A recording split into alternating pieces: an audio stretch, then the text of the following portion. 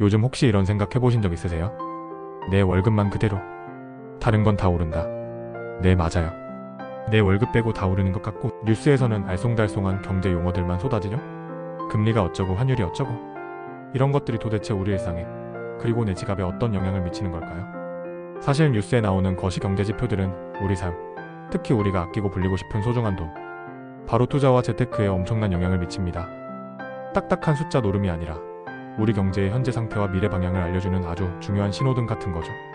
오늘은 경제 왕초보분들도 딱 이것만 알면 경제 뉴스가 다르게 보이고 불안감 대신 아는 만큼 보인다는 자신감을 얻으실 수 있도록 가장 중요하고 필수적인 거시경제지표 5가지를 정말 쉽고 재미있게 파헤쳐 볼 거예요. 오늘의 주제 5가지는 금리, 환율, GDP, 물가, 실업률입니다. 자, 그럼 바로 시작해 볼까요? 구독과 좋아요는 저에게 큰 힘이 됩니다. 출발! 그럼 첫 번째 선수부터 만나볼게요. 금리입니다. 금리 뉴스에서 정말 많이 나오죠? 쉽게 말해 돈의 가격이라고 생각하시면 돼요. 우리가 은행에서 돈을 빌릴 때 내는 비용이 이자잖아요. 또 은행에 돈을 맡기면 받는 대가가 이자고요. 이자의 비율이 바로 금리입니다. 이 금리가 왜 중요하냐요? 바로 경제 전반에 돈이 얼마나 빠르게, 얼마나 많이 도는지를 조절하는 아주 강력한 조절기 역할을 하기 때문이에요. 금리가 오르면 돈 빌리기가 부담스러워져서 기업들은 투자를 줄이고 사람들도 소비나 대출을 망설이게 됩니다. 시중에 돈이 덜 돌게 되면서 경제가 좀 차분해지겠죠?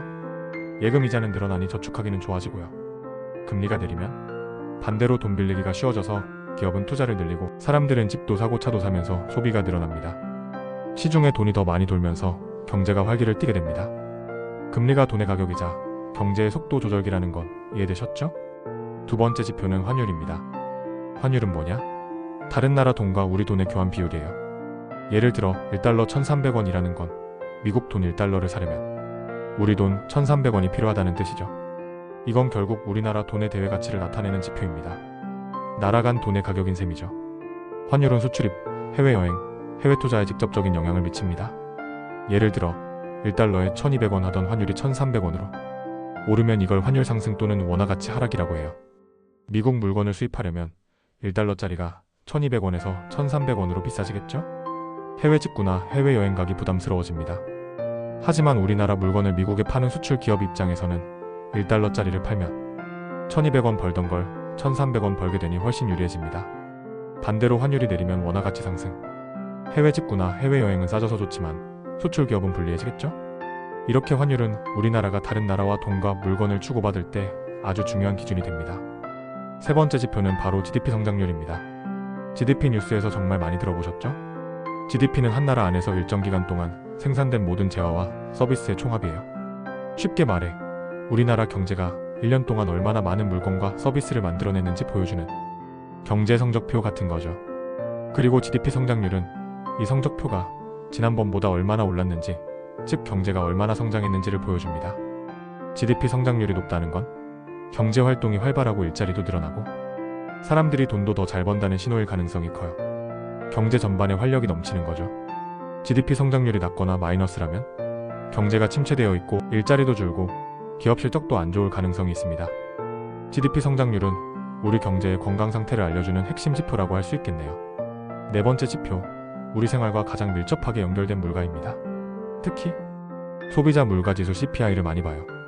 물가는 상품과 서비스의 평균적인 가격 수준이에요. 소비자 물가지수는 우리가 마트에서 자주 사는 물건들, 서비스들의 가격 변화를 평균 내서 보여주는 지표죠. 물가가 왜 중요하냐? 바로 우리 돈의 구매력과 직결되기 때문이에요. 만약 물가가 오른다면 이걸 인플레이션이라고 하죠. 작년에 1,000원으로 과자 하나를 살 수 있었는데 올해는 1,500원이 되어야 살 수 있다면 같은 돈 1,000원으로 살 수 있는 게 줄어든 거죠.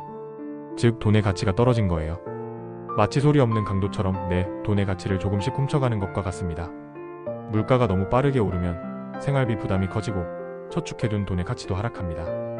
반대로 물가가 너무 안 오르거나 떨어지면 디플레이션. 당장은 싸서 좋겠지만 기업들은 물건값이 떨어지니 생산을 줄이고 이게 다시 일자리 감소나 소득 감소로 이어지면서 경제 활력이 떨어지는 악순환에 빠질 수도 있습니다. 그래서 중앙은행은 물가 안정을 아주 중요하게 생각하고 물가 상황에 따라 금리를 올리거나 내리기도 합니다. 마지막 5번째 지표는 실업률입니다. 실업률은 일하고 싶은데 일자리를 찾지 못하고 있는 사람들의 비율을 보여주는 지표입니다. 실업률은 우리 고용시장의 건강 상태를 나타내요.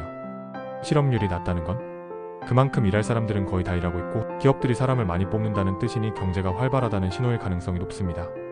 사람들이 일해서 돈을 벌어야 소비도 할 테니까요. 실업률이 높다는 건 일하고 싶은 사람들이 일자리를 못 찾고 있다는 뜻이니 경제가 어렵고 기업들도 힘든 상황일 가능성이 큽니다. 사람들의 소득과 소비 여력이 줄어들겠죠. 실업률은 사람들의 소득 안정성 그리고 경제 전반의 활력과 아주 밀접하게 연결된 중요한 지표입니다. 지표들 간의 관계를 보여주는 연결선, 화살표 등 시각 자료 활용. 자, 지금까지 5가지 핵심 지표를 하나씩 살펴봤는데요. 사실 이 지표들은 따로따로 움직이는 게 아니라 마치 톱니다 바퀴처럼 서로 영향을 주고받으며 맞물려 돌아갑니다. 그중 초보자들이 특히 궁금해할 만한 2가지 연결고리를 살펴볼게요. 첫 번째, 금리와 환율은 어떤 관계일까? 아주 간단하게 설명해 볼까요? 어떤 나라의 금리가 다른 나라보다 높으면 전 세계의 돈들이 와 저기 돈 맡기면 이자 많이 주네 하면서 그 나라로 흘러 들어가려는 경향이 생깁니다. 돈이 그 나라로 몰리면 그 나라 돈을 사려는 사람이 많아지겠죠? 예를 들어 우리나라 금리가 미국보다 높으면 달러를 가진 사람들이 원화를 사서 우리나라 은행에 예금하려고 할 거예요. 원화를 찾는 사람이 많아지니 원화 가치는 올라가고 환율은 내려가는 경향이 생깁니다. 반대로 금리가 낮으면 돈이 밖으로 빠져나가려는 경향이 생기면서 그 나라 돈 가치는 떨어지고 환율은 올라갈 수 있겠죠. 물론 이 관계는 다른 많은 요인에 의해 복잡하게 얽혀있지만 기본적인 원리는 이렇다고 이해하시면 좋습니다.